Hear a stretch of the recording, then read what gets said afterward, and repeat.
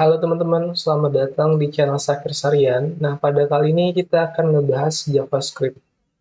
Kalau misalkan teman-teman itu baru kenal dan juga mau belajar dari nol ya, maka teman-teman tuh ada di video yang tepat ya. Karena pada video kali ini kita akan ngebahas JavaScript. Jadi pastikan teman-teman itu nonton sampai habis ya, sampai selesai. Karena nanti di akhir video tuh teman-teman sudah bisa menggunakan JavaScript, menuliskan JavaScript, dan melihat hasilnya di browser. Oke, langsung aja kita mulai. Nah, kalau misalkan kita ibaratkan tuh HTML itu seperti kerangka ya, ataupun tulang atau fondasi, sedangkan CSS itu seperti kulit, terus juga baju ya, warna yang tujuannya itu adalah memperindah ataupun mempercantik. Sedangkan JS itu atau JavaScript itu seperti otaknya atau sistem sarafnya yang menjalankan segala fungsi. Nah, kalau kita balikin ke uh, dari halaman web, maka JS itu fungsinya untuk menambahkan elemen interaksi atau menambahkan animasi sehingga website kita itu nggak monoton, jadi lebih bervariasi ya. Nah, JavaScript juga merupakan salah satu website yang paling populer ya. Nah, di sini di survei GitHub, jadi dari top programming language on GitHub, bahasa pemrograman yang paling populer di GitHub, JavaScript itu menempati posisi 2, ya. Posisi pertamanya ada Python dan posisi kedua adalah JavaScript. Tapi sebelum itu, dari tahun 2014 sampai 2023, JavaScript itu merajai ya, bahasa yang paling banyak di GitHub. Jadi worth it banget teman-teman untuk belajar JavaScript ini. Nah, untuk itu ya, untuk kita bisa menggunakan JavaScript, apa aja sih tools yang perlu kita gunakan? Nah, cukup sederhana ya, cukup sederhana dibandingkan dengan yang lain. Kalau misalkan teman-teman itu ingin menggunakan JavaScript atau menjalankan JavaScript, hanya butuh dua tools. Yang pertama itu adalah text editor ya. Text editornya teman-teman bisa menggunakan Visual Studio Code. Teman-teman bisa download aja Visual Studio Code. Ini adalah text editor yang teman-teman bisa gunakan untuk menulis JavaScript ya. Tapi nggak hanya JavaScript, ini mendukung berbagai macam bahasa pemrograman. Tapi intinya ini adalah text editor yang paling worth it, yang paling baik. Bisa teman-teman download dan ini tenang aja gratis ya. Dan tersedia untuk Windows, untuk Mac, dan juga untuk Linux. Langsung aja teman-teman download ya dan install ya. Nah, itu tools pertama itu text editor. Sedangkan tools yang kedua itu cukup browser aja, web browser. Nah, web browsernya itu bisa teman-teman gunakan Google Chrome atau menggunakan Microsoft Edge. Cukup dua tools ini aja, dan dua tools ini itu bisa teman-teman dapatkan secara gratis ya. Nah, selanjutnya kita coba testing dulu ya terkait dengan penggunaan JavaScript. Teman-teman bisa langsung tuliskan nih di browser. Misalkan contohnya. Nah, teman-teman klik kanan, inspect ya. Terus juga ini kita misalkan teman-teman pilih yang namanya konsol ya.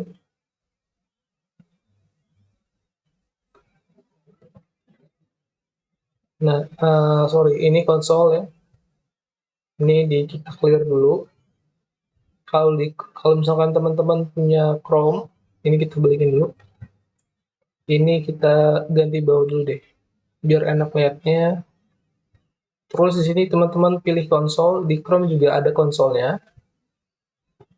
Nah, di sini teman-teman bisa langsung nulis ini di browser langsung ya. Misalkan kita mau menuliskan console.log, terus di sini kita tuliskan hello. Terus kita cukup enter aja dan akan langsung muncul ya, ini hello. Jadi di sini perintahnya adalah menampilkan hello di konsol langsung. Nah, maka akan langsung direspon hello.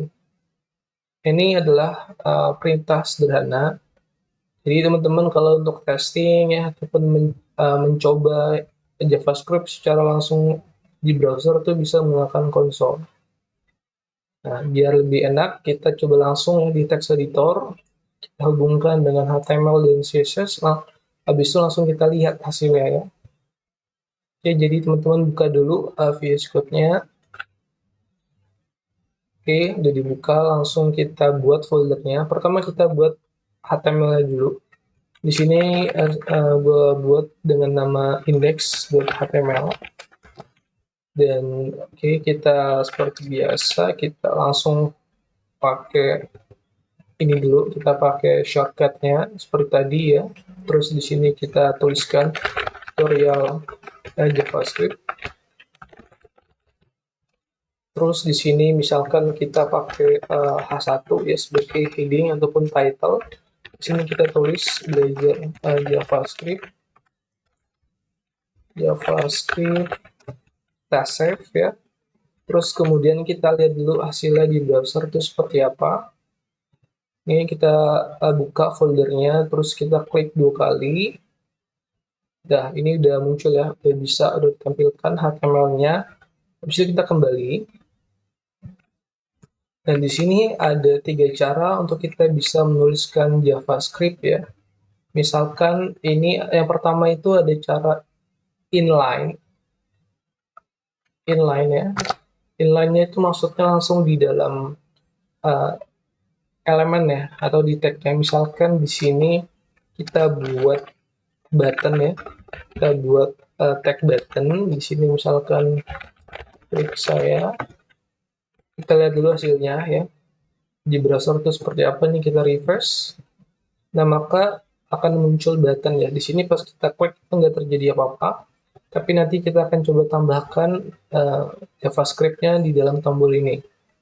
Nah, untuk secara inline, tulisan JavaScript-nya secara inline, itu kita bisa menggunakan ada beberapa atribut yang bisa kita gunakan. Di antaranya itu adalah on-click ya. Jadi ada beberapa event ataupun kejadian ataupun atribut yang teman-teman bisa gunakan. Tapi untuk saat ini gue coba pakai yang on-click aja. Jadi on-click ini atributnya digunakan ketika kita menekan tombol buttonnya ini ya, dia akan langsung bereaksi nantinya. Misalkan di sini gue mau coba langsung ini aja, tampilkan pesan Windows ya. Misalkan di sini alert ini adalah fungsi untuk menampilkan pesan Windows ya, pesan Windows ya. Ini karena error kita mesti pakai kutip satu ya, biar dia nggak bentrok ya. Jadi ini kutip satu, misalkan hello world. Nah, kita save, kita lihat hasilnya, kita refresh dulu ya. Nah, pas saya klik tuh ya, pas tadi gue klik tuh, maka akan muncul ini ya pop-up-nya. Coba sekali lagi, ini gue klik, ini klik saya, dia akan langsung muncul pop-up-nya. Nah, itu cara pertama ya, cara penulisan secara inline. Ini gue push lagi ya, gue push dulu. Nah, terus cara kedua itu adalah cara yang internal.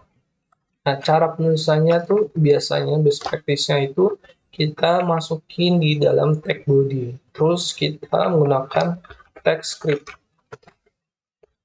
Dan di sini langsung bisa kita pakai nih atau gunakan. Misalkan di sini kita langsung pakai fungsi alert tadi ya.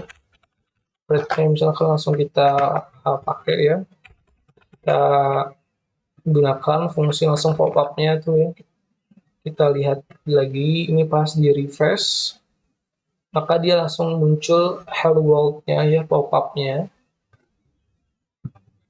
Nah, seperti itu cara penulisan dari inline-nya, dari internalnya. Dan cara ketiga itu kita bisa gunakan cara yang eksternal. Tulisannya sama kayak CSS ya. Jadi CSS juga ada 3 dan JavaScript juga ada 3. Sekarang kita coba pakai cara yang eksternal. Ini kita masih menggunakan TypeScript lagi, tapi sekarang kita pakai atribut source atau src. Nah, di sini kita tuliskan nih file JavaScript-nya. Misalkan buat tulisan di sini namanya main.js ya. Jadi untuk file JavaScript tuh mesti menggunakan extension .js ya.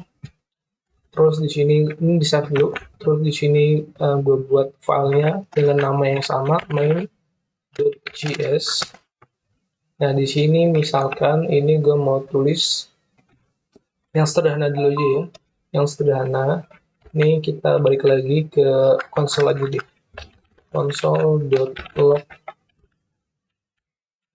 Ini misalkan hello world. Ini kita lihat di konsolnya, kita coba buka konsolnya, kita refresh, terus dia akan muncul hello world. Nah, jadi itu ya cara penulisan yang eksternal ya untuk JavaScript. Jadi itu teman-teman ya cara penulisan JavaScript dari cara pertama inline, terus ke internal dan juga eksternal. Nah, kita sudah sampai di penghujungnya, penghujung video. Jadi kita recap sedikit tadi kita udah belajar apa aja. Tadi kita udah kenal JavaScript dan juga JavaScript merupakan salah satu bahasa yang paling populer. Jadi worth it untuk teman-teman belajar ya dan juga prospeknya juga bagus untuk depannya nanti. Terus juga tadi kita udah tahu tools apa aja yang bisa dipakai ataupun digunakan untuk ngebuat JavaScript ini. Yang pertama itu tadi ada text editor. Text editornya itu adalah Visual Studio Code. Terus juga yang kedua itu browser. Browsernya bisa Google Chrome ataupun Microsoft Edge ya. Terus juga tadi kita baru aja belajar cara menuliskannya di text editor dengan cara pertama itu yang inline, terus juga internal dan juga cara yang eksternal seperti ini ya. Jadi mungkin itu aja teman-teman untuk video kali ini. Kalau misalkan teman-teman ada pertanyaan ataupun misalkan kalau teman-teman itu punya uh, saran untuk konten video selanjutnya bisa tuliskan aja di kolom komentar. Sekian, terima kasih dan sampai jumpa di video berikutnya.